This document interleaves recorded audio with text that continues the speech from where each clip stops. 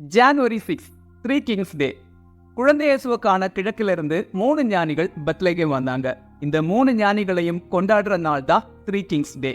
குழந்தை இயேசுவுக்கான வந்த ஞானிகளோட எண்ணிக்கையில பல விவாதங்கள் இருந்தாலும் திருச்சபை பாரம்பரியத்துல 3 பேருன்னு சொல்லப்படுது.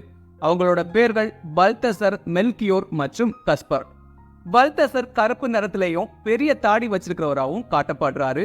ஆப்பிரிக்க கண்டத்திலிருந்து வந்திருக்கலாம் அப்படின்னு யூகிக்கப்படுது. மெல்கியோர் நரைச்ச முடியோடையும் நீண்ட தாடி வச்சிருக்கிறவராகவும் காட்டப்படுறாரு. கஸ்பர் இளைஞராகவும் மாநிறத்துல தாடி இல்லாதவராகவும் காட்டப்படுறாரு.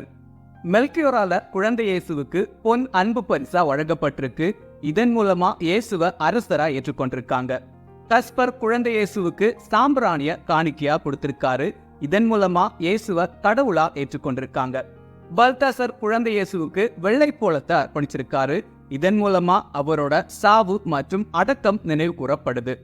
மொத்தத்துல குழந்தை இயேசுவுக்கு ஞானிகள் வழங்கின பரிசுகளின் அடிப்படையில தெய்வ குழந்தையான இயேசுவை அரசராகவும் கடவுளாவும் துன்புறும் விடுதலை வீரராகவும் ஏற்றுக்கொண்டிருக்காங்க அப்படின்னு தெரிஞ்சுக்கலாம்.